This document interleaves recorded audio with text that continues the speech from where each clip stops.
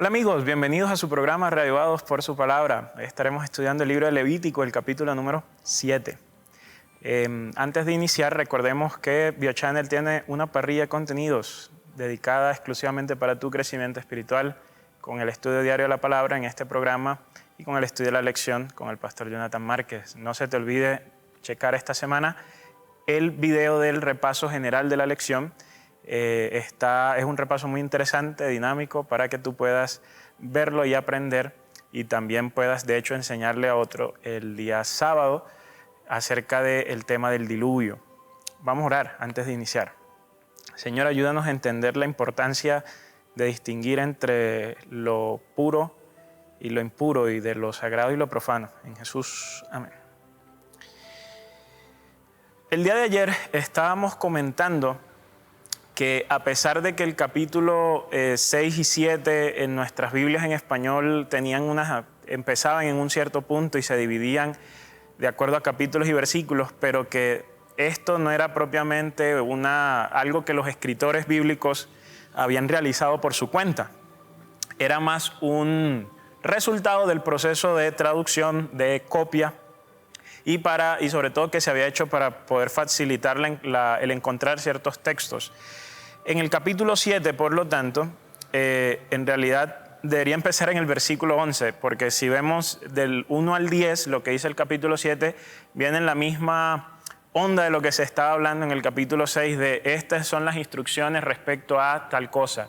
Entonces recordemos que en el capítulo 6 Dios le está dando las instrucciones ahora a los sacerdotes, ya no a los hijos de Israel, como habíamos hablado, que se le daba la instrucción del holocausto, del grano, de las ofrendas de bienestar, de las ofrendas por el pecado. Esto se le ha dicho al pueblo. En el 6 se le dice al sacerdote, y en el capítulo 7, también se continúa con esta idea. En el 11 se habla de las instrucciones para los sacerdotes respecto a la ofrenda de bienestar, o que en el texto en español se traduce como la ofrenda de paz.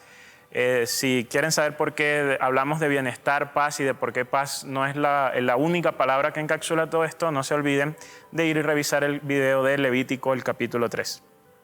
Ahora, aquí las instrucciones de estos sacrificios están en el capítulo 3. Aquí simplemente se nos va a comentar qué se debe hacer con la carne de este sacrificio.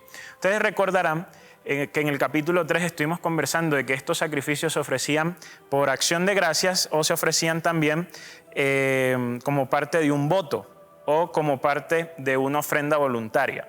Entonces, como esto era una ofrenda voluntaria, no era algo requerido, y como hemos dicho en el capítulo 1, los sacrificios y las ofrendas que llevaban los israelitas ante Dios eran la expresión concreta de su adoración al Señor, ¿cierto? Porque tenían un acceso que no era directo, un acceso allí indirecto al Señor, porque aunque Dios está en medio de ellos no podían entrar al lugar santísimo. Entonces la forma que ellos tenían de expresar su adoración a Dios era a través de los sacrificios. Entonces, teniendo en cuenta esto, Dios, como estas ofrendas son voluntarias, dice que la persona que ofrece el animal podía también participar de la carne de ese animal. Entonces, en otros sacrificios, por ejemplo en los sacrificios que tienen que ver con el pecado que vimos en el capítulo 4, cuando era un líder o cuando era un israelita el que pecaba, la carne, en realidad, una porción de la carne se la quedaba el sacerdote. Y de hecho, usualmente esto era así. ¿Por qué? Porque el sacerdote era la persona que mediaba entre Dios y el hombre, y por lo tanto, debido a que él mediaba entre Dios y el hombre, pues él iba a tener una porción. Podríamos llamarlo que esto era una comisión por ser el intermediario. Ahora, en las ofrendas de las que se está hablando en el versículo 11, que son las ofrendas o el sacrificio de paz, en este caso, pues el que ofrecía este sacrificio también participaba de la carne. Entonces el capítulo 7 lo que hace es delinear unas instrucciones respecto a estas personas. Lo primero que dice es que este sacrificio se debe presentar con una ofrenda de harina, que es tortas de pan leudado, y allí se comenta toda la instrucción. Y luego dice que respecto a la carne del sacrificio de paz que se ofrece como acción de gracias debe comerse el día en que se sacrifica, no se debe dejar para nada para el día siguiente. Pero si este sacrificio es por un voto, por una ofrenda voluntaria, la carne se puede comer hasta el día siguiente, ¿cierto? Y ya si no se come al segundo día, el tercer día debe ser quemado. ¿Por qué se toman estas medidas con la carne? Entonces, como decíamos, la ofrenda de paz es una forma que el adorador tiene, el israelita tiene de, por así decirlo, de estar en una fiesta con Dios. Es como si él estuviese en una reunión con Dios. Entonces la ofrenda, él le ofrece una parte a Dios, hay una parte del sacerdote y entonces él también termina consumiendo una parte porque esta era la forma en que él participaba de ese motivo por el cual él estaba dando gracias o de esta forma en la cual él participaba por este voto que él estaba cumpliendo. Usualmente no solo la persona que ofrecía podía comer de esta carne, sino que él también podía invitar a otras personas para que pudieran comer de la carne con él. Como estos eran sacrificios que se ofrecían cuando se daban gracias, podemos pensar e imaginar que este es un contexto de gozo. Era alguien que se sentía tan alegre con el Señor que iba y ofrecía una ofrenda precisamente para agradecerle a Dios por este beneficio que él había recibido, material o inmaterial, y entonces compartía ese gozo con los demás. Y aquí está la primera lección que pudiésemos destacar para el día de hoy, y es que nosotros debemos aprender a compartir nuestro gozo con las demás personas. Así que si hay algo bueno que te haya pasado últimamente o aún en este día, quiero invitarte así que de una forma muy práctica para poner en parte o al menos para aplicar esta porción de Levítico, invites a una o dos o tres personas que tú sabes fueron parte del proceso y no tienes que necesariamente invitarlos a comer, aunque si puedes está bien, pero en realidad envíales un mensaje haciéndoles partícipes de ese gozo que tú estás viviendo en este momento, diciéndole, mira, gracias porque pasó esto y tú fuiste una parte fundamental e instrumental para que esto ocurriera. El resto del capítulo, o bueno, al menos la porción central del capítulo, introduce el tema de cuando la carne de un animal ofrecido a Dios toca algo inmundo. De hecho, dice el versículo 20 que la persona que coma la carne, el sacrificio de ofrendas de paz que pertenecen al Señor, estando inmunda, será cortado de su pueblo. Esta expresión que quizás para nosotros no tiene mucho sentido, esto de cortado para su pueblo, quería decir que esa persona iba a morir. Esa era en realidad, cuando allí el texto levítico habla de será cortado de su pueblo, está hablando en realidad es de muerte. Y así de seria era la cuestión. Y aquí se habla, por ejemplo, de que una persona inmunda, si come la carne de un sacrificio, iba a morir. Además, la carne no podía tocar cualquier cosa que fuese ritualmente inmunda. Ahora, ¿por qué el Señor habla de esto de lo inmundo y de la carne santa? Recordemos que, como vimos en el Levítico, el capítulo 1, Dios decide restaurar parcialmente las relaciones con la humanidad viviendo en el medio de ellos otra vez, tal cual como lo hacía en el jardín del Edén. Pero debido al pecado, Él no podía vivir libremente con los seres humanos porque su presencia los terminaría fulminando. Entonces, debido a esto, Él primero decide construir un santuario y además decide dar una serie de instrucciones para que los seres humanos, para que los israelitas en este caso, supieran cómo acercarse a Dios. O sea, cuál era la forma correcta de acercarse a Dios para que de esta forma entendieran que no se podían acercar libremente, como decíamos, debido al pecado. Entonces Dios dice, mira, como no puedes acercarte directamente, entonces para que aún así te acerques, vas a hacerlo de esta forma. Y entonces aquí donde vienen estas instrucciones. En el texto, cuando se habla de que la carne se le otorga al Señor no puede tocar algo inmundo, está porque lo puro y lo sagrado es lo que pertenece a Dios y es lo que está en el santuario, ¿no? Podríamos llamarlo un espacio particular que como Dios está allí, solo puede habitar lo sagrado y lo puro. ¿Por qué? Porque si no habita lo sagrado y lo puro, como decíamos, Dios termina exterminando aquello que es impuro y aquello que es profano.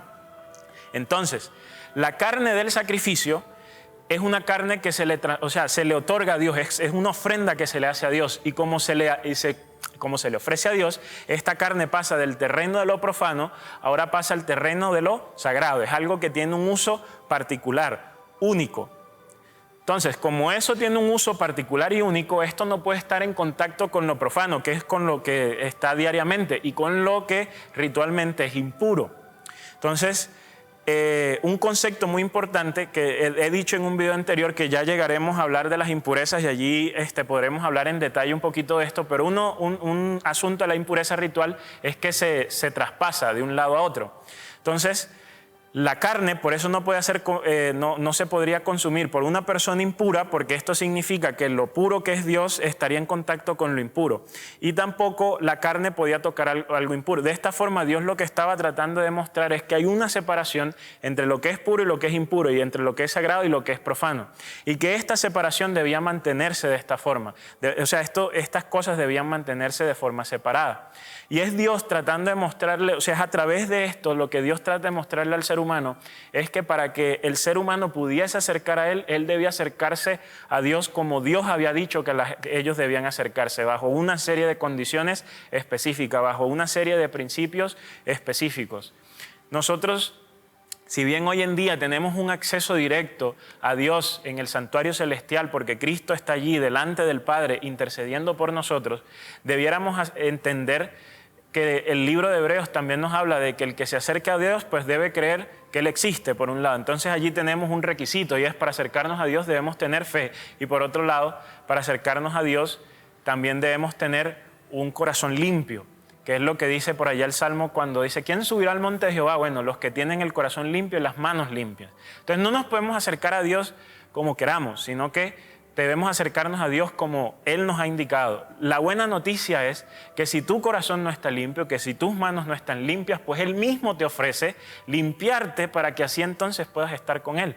Él mismo ofrece cargar con tu pecado y regenerarte, lavar tu vida y darte una nueva oportunidad para que entonces así puedas estar con Él. Esto es una oportunidad que, en cierta forma, Dios les estaba diciendo a los israelitas cómo debían acercarse, pero ahora Dios no solo nos dice cómo, sino que también nos da el poder para que nosotros nos podamos acercar a Él de esta forma. Así que es una poderosa lección que nos enseña el libro de Levítico.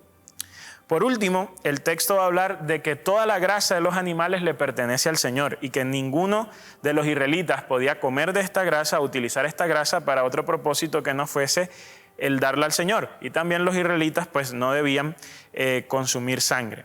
¿Por qué razón se habla de estos dos elementos? De la sangre ya hemos comentado que debido a que en la sangre está la vida, dice el libro de Levítico, Dios prohíbe el consumo de sangre para que de esta forma los animales y las personas no se conviertan en objetos que nosotros sencillamente podamos llegar y matar, y como si no hubiese ninguna consecuencia. Aunque Dios autoriza el uso de animales en sus servicios rituales, y aún Él autoriza el consumo de animales después del diluvio para la alimentación humana, Él prohíbe el consumo de sangre para que el hombre no llegue a pensar que los animales están a su disposición para sencillamente matar de acuerdo a su voluntad y como Él quiera, sino que al recordar que en la sangre estaba la vida, y al tener que vaciar la sangre del animal, esto era un recordatorio de que ese animal le pertenecía a Dios, y que Él simplemente estaba Él estaba aprovechándose del animal porque Dios así lo había permitido, pero no porque el hombre, por así decirlo, tuviese derecho de andar matando a los demás. La grasa, como era una de las partes más codiciadas en esta época de los animales, Dios lo pide para Él, porque de esta forma nos enseña que a Dios debemos darle lo mejor, y que a Dios hay que adorarle con lo mejor que nosotros tengamos. Hoy en día quizás podamos llegar a pensar que lo mejor es el mejor dinero, o que lo mejor es la mejor ropa, pero la mejor ofrenda que tú les puedes dar a Dios es tu corazón. Esa grasa que Dios le pedía al pueblo israelita, lo que hoy Él te pide a ti no es la grasa de un animal. No es que vayas y le des una ofrenda con un carnero, o con un toro, o con una vaca, porque hoy en día ya no es necesario este sistema de ofrendas, ya no es necesario este sistema de sacrificios. Hoy en día lo que Dios espera de ti es una expresión concreta de tu adoración hacia Él, y esa expresión concreta se traduce en tu corazón, en tu vida, en tus pensamientos, en tus intenciones, en tus sueños. Lo que Dios quiere de ti es que tú le entregues la vida. Y nosotros pudiésemos llegar a pensar que entregarle la vida, los sueños y todo lo que nosotros queremos a Dios es algo engorroso, es algo que no tiene ventaja para nosotros.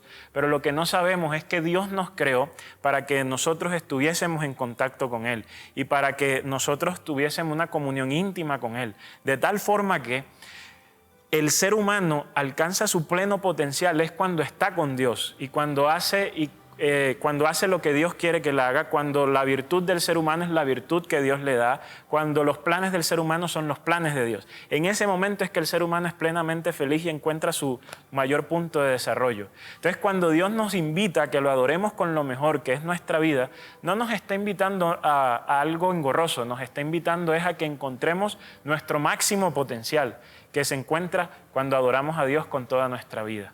Si tú crees y si tú quieres adorar a Dios con toda tu vida, déjanos en los comentarios la siguiente frase: Señor, hoy te adoro con todo el corazón. Y si tú no solo quieres adorar al Señor con todo tu corazón tú, sino que también quieres que otros puedan adorar a Dios, pues comparte este video a todas las personas que tú quisieras que entendieran que el verdadero potencial del ser humano se encuentra cuando ellos están con Dios. Porque esa es la lección que nos deja el capítulo de Levítico 7 para hoy. Que Dios te bendiga.